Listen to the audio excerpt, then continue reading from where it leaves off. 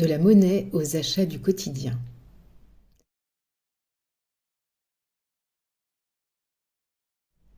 Cet ouvrage est destiné au départ aux personnes en situation de handicap.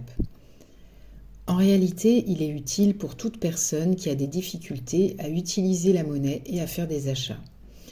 Cela concerne souvent les personnes pas ou peu scolarisées. Avec Amélie, la co-autrice de cet outil, notre intention de départ venait d'un constat partagé, qu'une situation d'achat pouvait être vécue comme difficile, stressante et socialement à risque, dans le sens qu'elle pouvait exposer sa vulnérabilité aux yeux de tous. Mais ce sont des situations qui demandent de mobiliser des habiletés sociales complexes, en plus des compétences logico-mathématiques. Nous avons donc voulu construire et structurer une véritable boîte à outils dans laquelle l'animateur va pouvoir piocher les contenus adaptés.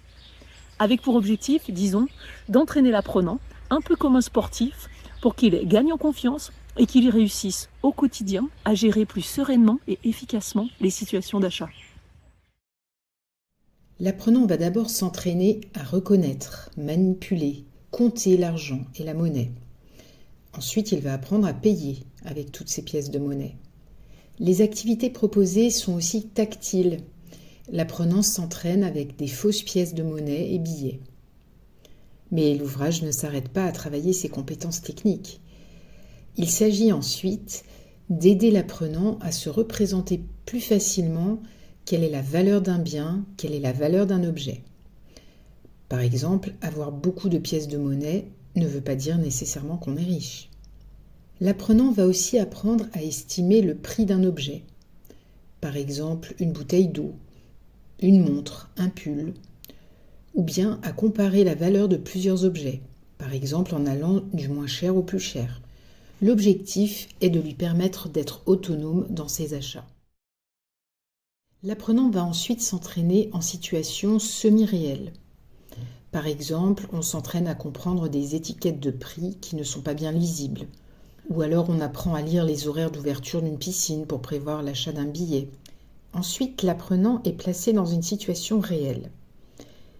Il va par exemple simuler un achat en ayant à disposition une liste de courses et les produits en rayon. Ou bien il apprend à vérifier si la monnaie qu'on lui rend est juste.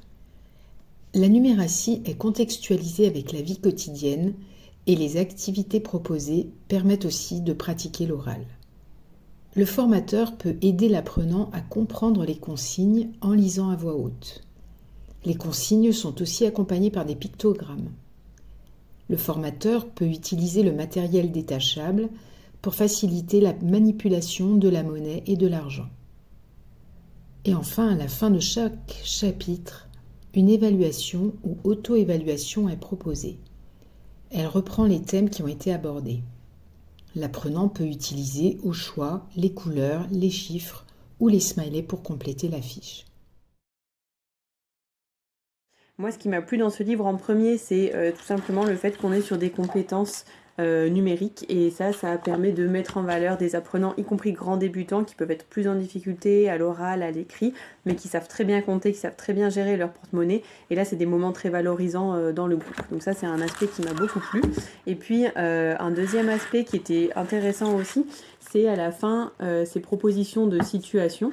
Et ça, c'est des outils que moi j'ai utilisés comme déclencheurs dans des ateliers de conversation. Donc on lit une situation en boutique, au magasin, et on voit un peu comment tout le monde réagit. Donc voilà, 2 points positifs pour moi dans cette ressource.